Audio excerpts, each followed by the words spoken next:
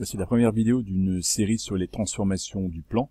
Nous allons commencer par des rappels sur la symétrie axiale. On va rappeler cette définition de cycle 3, de 6e. On dit que deux figures sont symétriques par rapport à une droite si elles se superposent par un pliage autour de cette droite. L'idée de pliage n'est pas une définition très rigoureuse, mais elle permet de comprendre assez facilement de quoi on parle. On donnera une définition plus rigoureuse à la fin de cette vidéo. Nous allons commencer par un exemple. Construire le symétrique du triangle ABC par rapport à la droite D, eh bien c'est imaginer qu'on opère un pliage de ce triangle le long de cette droite.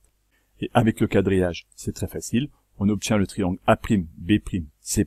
On observe que la droite D, eh bien, coupe chaque segment A', B', et C' en leur milieu respectif, et qu'elle réussit perpendiculaire. Cela nous amènera à une propriété que nous verrons juste après. En se mettant dans une situation un peu plus complexe, on va être obligé d'utiliser les propriétés de la symétrie axiale, à savoir que ici, eh bien, la droite D n'est pas vraiment très simple, elle ne suit pas vraiment le quadrillage et on ne peut plus faire comme tout à l'heure. Eh bien là, on va utiliser le fait que la droite D a les propriétés dont on a parlé dans la première figure. La droite D va être la médiatrice du segment C', A', et B'. Pour la construction, on peut faire simple, servir d'une équerre et utiliser donc la perpendicularité des segments A' avec ma droite D, des segments B', et C' avec donc l'axe de symétrie.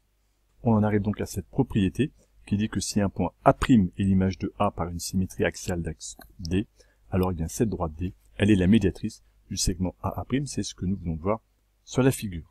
On va donc gérer deux applications. On va se poser donc le problème inverse. On a un point A et son symétrique A' par la symétrie axiale d'une droite D, qu'on me demande de retrouver. Comment trouver la droite D, donc, connaissant un point et son image. Et donc, en traçant la droite qui est perpendiculaire au segment AB qui passe par son milieu, donc la médiatrice, on a déterminé l'axe de symétrie.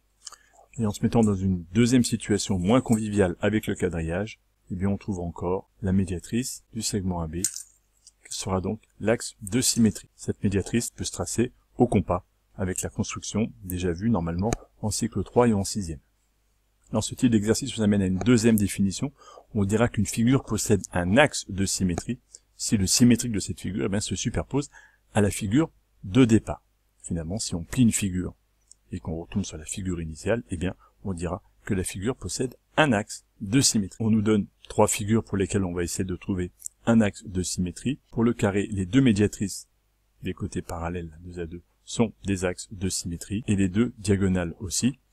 Le carré possède donc 4 axes de symétrie. Le triangle ici est isocèle rectangle. Il y a un angle droit ici et les deux côtés AB et BC sont de même mesure. Et bien la médiatrice du segment AC, avec un angle droit ici, sera un axe de symétrie du triangle ABC et c'est le seul axe de symétrie de ce triangle. Le parallélogramme ABCD représenté ici, eh bien n'a pas d'axe de symétrie.